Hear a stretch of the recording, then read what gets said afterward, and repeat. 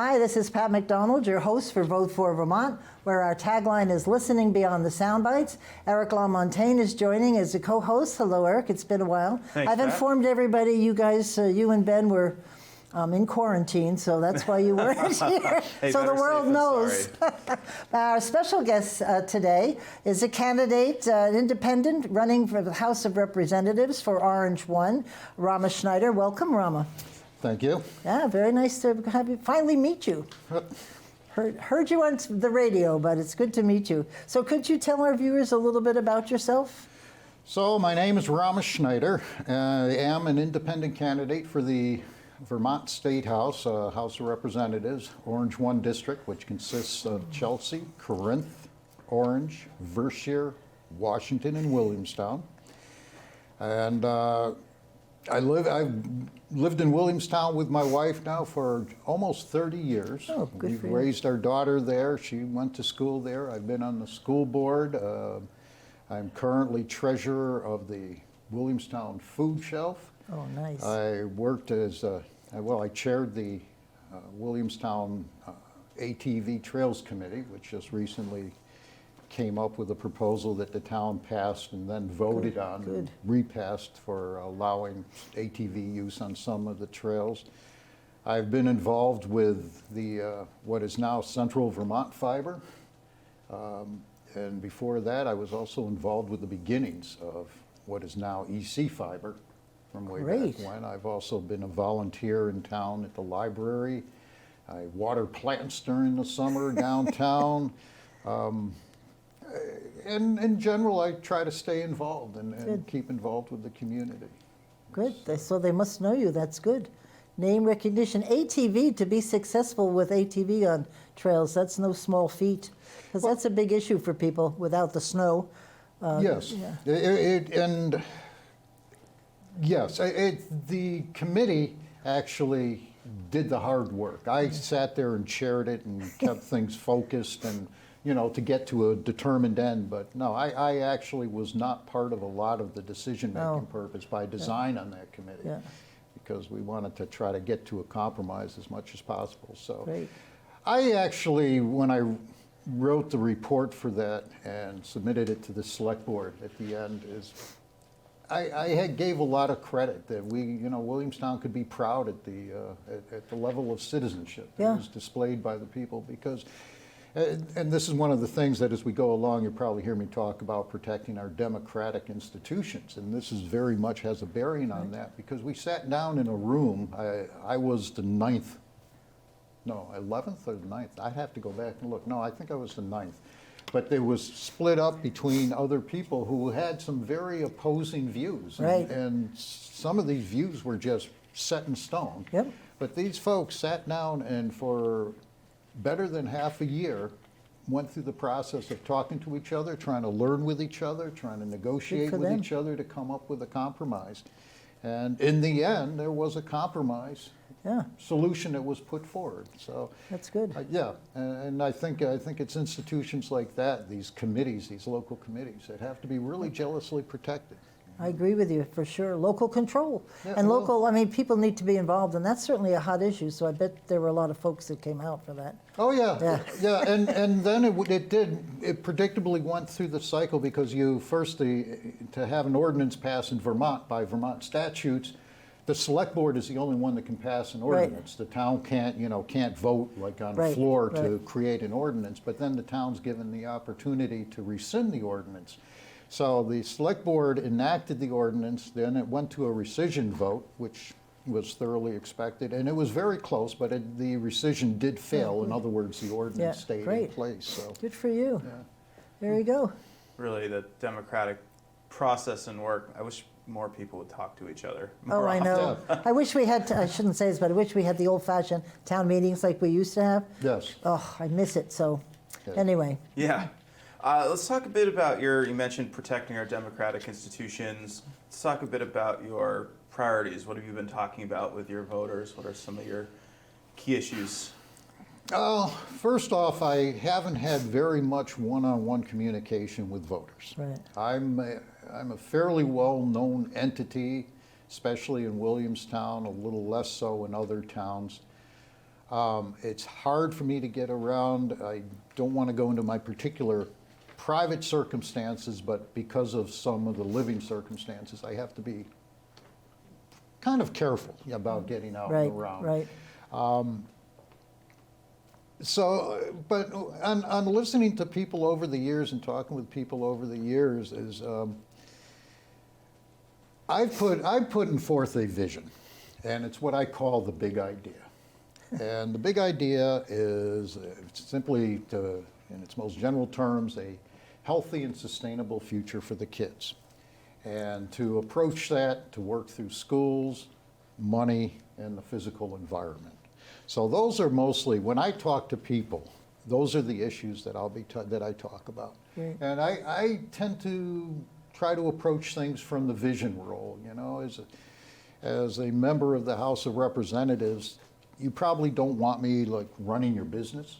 You don't want me certainly running your schools. There's a lot of things you don't want me directly running, but there is a place for general statewide policy that comes out of the State House and the governor's office. Right.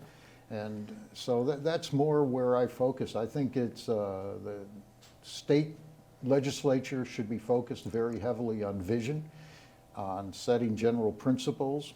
You know, it's got to get a little more specific because of the budgeting process. That's somewhat different from what I'm used to with school boards. You know, I spent 10 years on a school board. School board budget, the board would propose and the town would approve or disapprove. Right. You know, it's not the same when you go down to the State House. There, you're creating the budget Right, and right. voting on it and approving or disapproving of it very directly. So that takes a somewhat different approach. I think one of the issues that comes to my mind when you were talking about a vision, the problem I see in the State House is that they take one bill and that's what they focus on. And they never look at how much is this going to cost? How does it fit into the big picture? They just pass this. How could you say no to Grandma so-and-so? You have to pass the bill. And you never think about the consequences, the domino effects, or what the future will hold. I think they sort of are a little tunnel vision. So would you like to see, how would you like to get them to talk about vision and when you get to the State House? You have to talk about it. You have to get in there and be visionary and talk in visionary terms. I'm very comfortable with the committee process.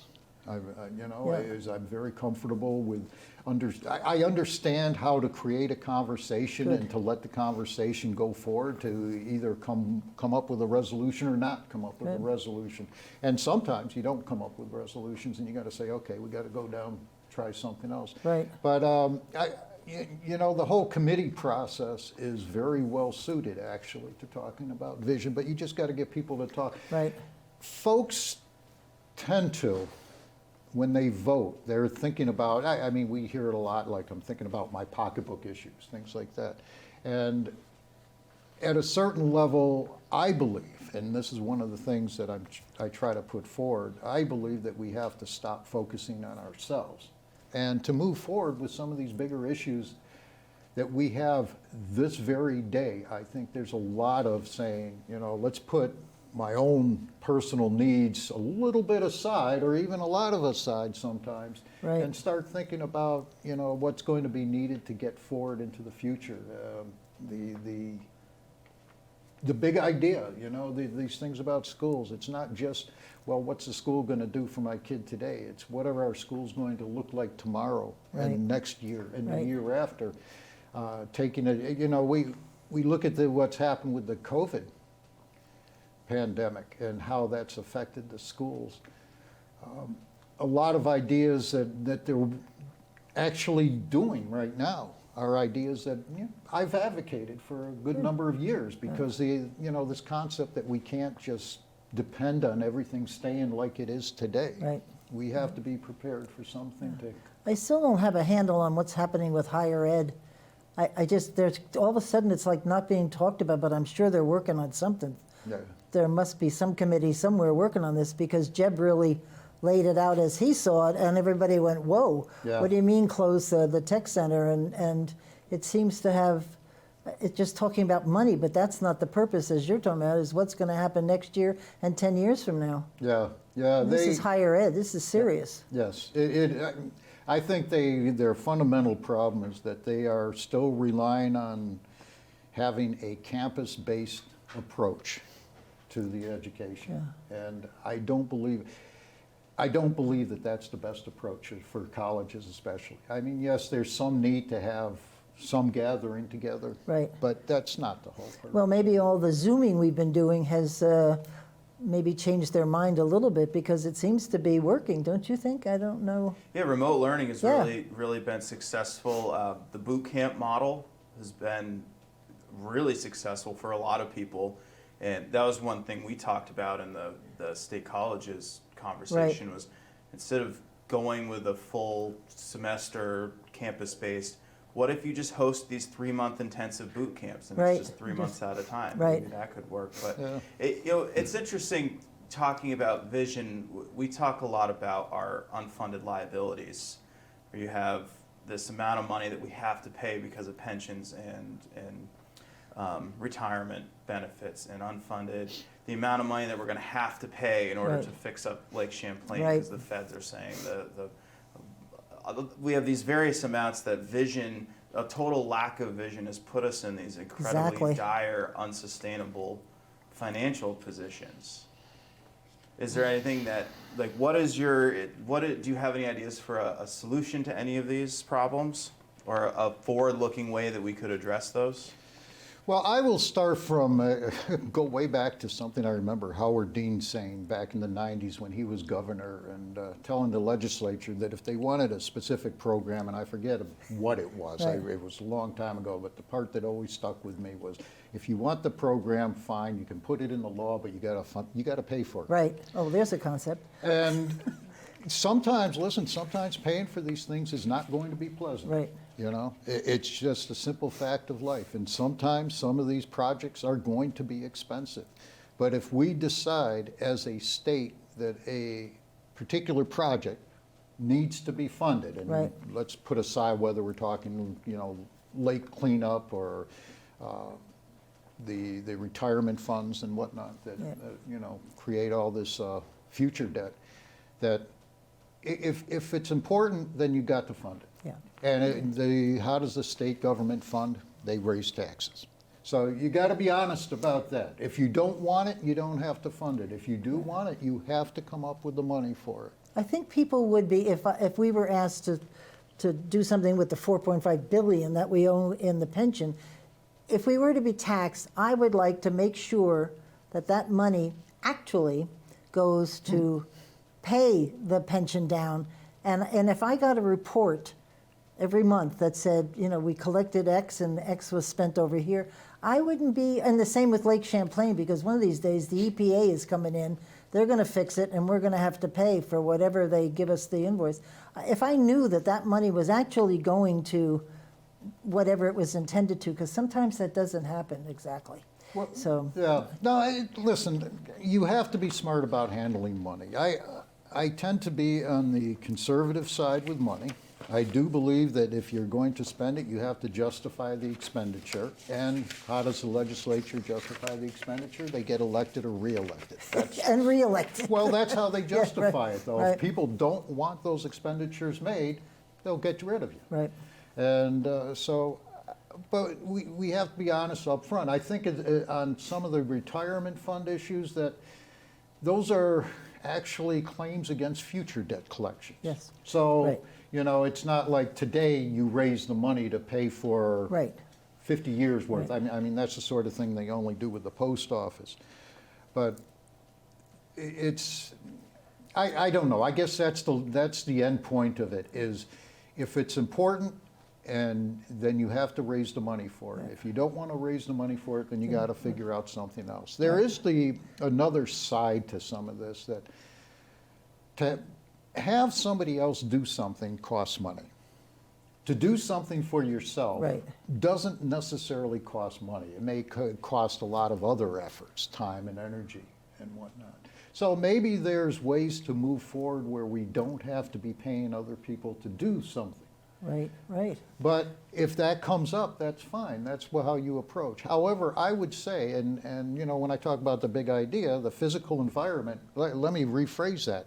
Instead of saying physical environment, our only source of food, water, air, and shelter. Literally, we have no other source of food, water, air, and shelter than our physical environment.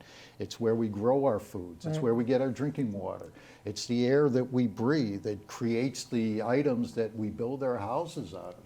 So we have to be very smart about it, and either, if we don't clean it up now, and you talk about the unfunded pension liabilities, right. if we don't clean it up now, it will make those things Look, look minuscule, penny right, ante exactly. very quickly. So we do need to clean it up. We do need to invest the money. If there's hesitancy about a total state budget, then I would feel comfortable about taking money from other areas, even so, whether it's social programs, business support programs, a lot of others. I would not feel comfortable taking money out of other programs meant to protect the environment. So. Have you been keeping up with the Global Warming Solutions Act? It's now, the governor's veto has been overridden? In the House. That's done in the House. Oh, in the House. In the House, yeah. Yep. I don't know if they're taking it up in the Senate I don't today. know. I read that, I don't find it objectionable at all. Really?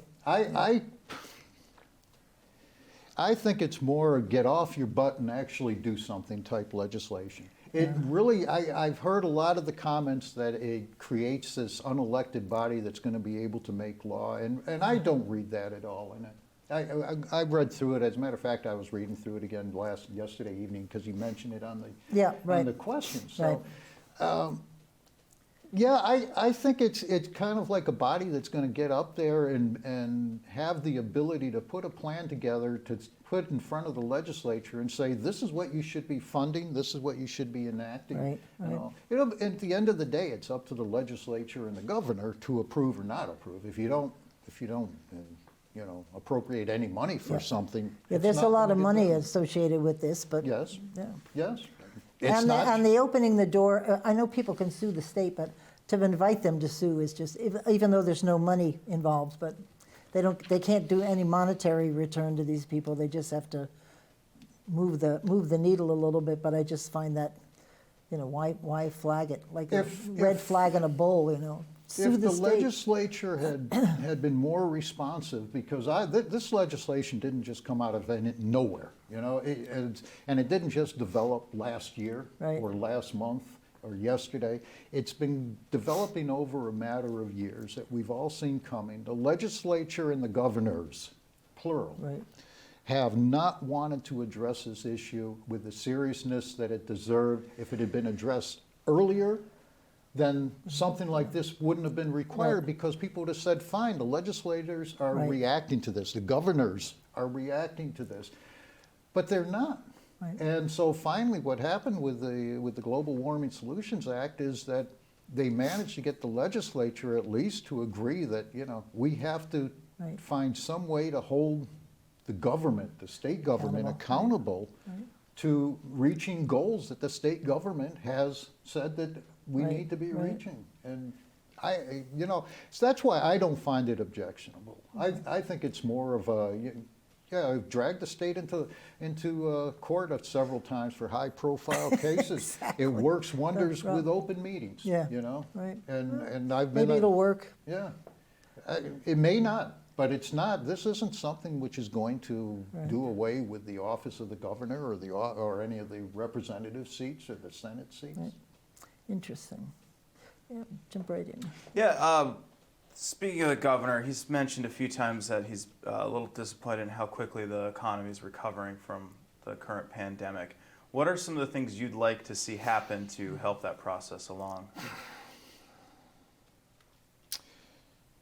So I'm not sure how to interpret when you say to help the process along.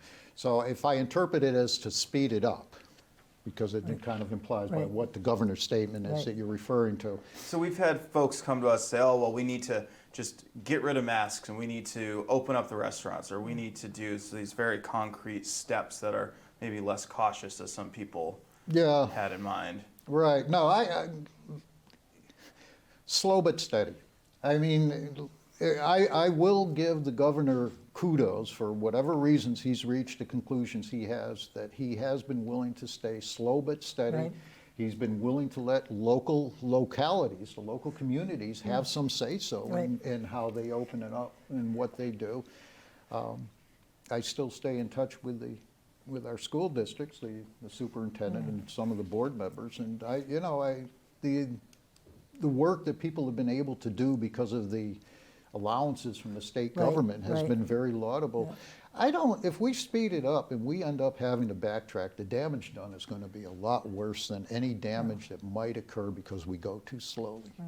That's my view, and I absolutely, I will say I'm correct on that. Yeah. But if we go too fast, we have to back up if things start going south. And we've seen around the world and Right, around that's the right. country, when people open up, they get together. It's Would be harder to go back after it's opened Yeah. up. I think we'd all find that very difficult. and the one thing that we know about I can't remember the actual name of the virus now. I used to actually know it, but the virus which causes COVID-19, which is Oh. a disease. Oh, It's not right, the name of right. the virus itself. The one thing we know is that proximity spreads it. We know that right. beyond a shadow of a doubt because Right. every time you've had a bunch of people getting into proximity of each other with, probably you could find exceptions here Yeah. and there, but it spreads. So that's what we really need to kind of avoid. And listen, I miss it. I like going to bingo and calling it bingo, for instance. Cool. And I finally got to be a bingo caller after Whoa. all these years. It was a bucket list Moving thing up to the check ladder. off. Yeah. I learned to fly. I got to be a bingo caller. Oh, But nice. right after I got to start calling bingo, they it's like the COVID thing was a Ooh, plot to get yeah, me out of my seat there. That's funny. But there's things that I miss, and yes, I would love to get out and about. There's things I like to go up to Montreal to do, and obviously can't do that Right, right now. right. And I have relatives of mine that I help out who like to go and do things, and but it's a sacrifice. It is what it is, and if you don't treat the COVID, out of the list of priorities, I would list 3 priorities for me. Number one is the COVID-19 Right. epidemic, Right. pandemic. Number 2 is the protecting our democratic institutions. And I mentioned earlier, how strongly I Right, felt about right. those. And the third is my big idea. That's great. But the COVID, we're not through this by any stretch of the imagination. And until we can sit there someday in the future and say, wow, we actually got through that, we need to treat it seriously. Right. We need to approach it cautiously and conservatively, and we need to come up with solutions that actually work. So what do we know works out in the public? Masks. We know masks work. It's been shown. The numbers show that it worked. We know not gathering together in huge crowds and yelling and spitting and coughing and hacking all over each other. We know avoiding that works. Right. Because we know that this proximity, and we know the spread by droplets and all, and that's how that's the primary method of it spreading. So I think whoever is governor, whether it's Governor Scott or Governor Zuckerman or anybody else, and I'm not expressing any preference on that, I'm honestly not, that they continue just to take the slow approach. Right. Because I think they said the vaccine, whether you want to take it or not, or were made to take it, won't come out till September. Spring. What did I say, September? The springtime next year. So we've got that 6 months right there. We're going to still be doing this. Somebody sent me a map of each state colored by the condition they are, and there was only one green state in the whole map, and that Yeah. was us. Yeah. So we're doing something right. Yes. That's a good thing. Anyway, time is a waste in there. So we could ask about ethics. Let's ask about ethics. Let's ask about ethics. That's a good one. Ethics statute, code of ethics for legislators and government officials by statute. Yeah, first off is I believe in living an ethical life. I believe everybody should live an ethical life. I believe people should be held responsible to living an ethical life by their neighbors, their friends, their coworkers, their family, etc. I think from having a lot of exposure over the years at the State House. I do believe, even though I'm sure there are some people that are not of pure ethics in there, that we don't need the laws so much. We're a small state. We can look at each other and see what's going on. I mean, we know what our neighbors are doing. We know who our neighbors are, and if there's a real problem with somebody being dishonest, Right. I think there's plenty of ways for us to find it out. So, I don't know that I don't think I would stand in the way of an ethics law. You know, I don't know that I might even agree with one if it came. I do not myself see a great need to pass statutes dealing with the ethics. I think the one benefit to this law is that people, Vermonters, can come to the ethics board under a set of procedures that they have a place to go if they really see something that's bothering them, and they can go. That's the one place, because I don't think Vermonters, where would they go? I suppose Yeah. to the governor's office, but there's no, To the Speaker's house? Yeah, Or maybe. the Well, it's having Senate a Pro place to- Tem's Yeah. office, you know? It's having a place to go, but it's also for the public to know that there's something that their voice won't just be going into the wind. That if you have this statute, whether it's needed or not, at least the public can have the confidence Right. of knowing that Right. something exists for that accountability. weren't we, there's only 2 states that didn't have ethics, isn't that? And we're one of them, I Well, think we it's have 2. ethics, we don't have the ethics law. Exactly, thank you, sir. Actually, when I That's was a an good point. exempt employee, I had to fill out a form. Yeah. You know, what kind of stocks, because you don't know people's stocks and that sort of thing. Right. But anyway, we've been pushing it, and so has Campaign for Vermont, because we just think people will feel comfortable having such a thing So with where teeth. they fall down with that one, with the ethics bill, as I remember it, that did get passed, they formed the committee, but it's not, people come present information, it doesn't become public. So that really doesn't help publicize an issue, though. I think they report the issue. I'm trying to remember. They report So- what they've heard. They just don't necessarily give the name of the person. They don't give specifics. They do report generalities. Part of that is they want to avoid the situation if somebody reports something It's and then false. it becomes public record, but it's actually false. That could entirely ruin somebody's reputation just because somebody had a grudge. Yeah. So there is. I certainly see what you're saying. There is a balance there.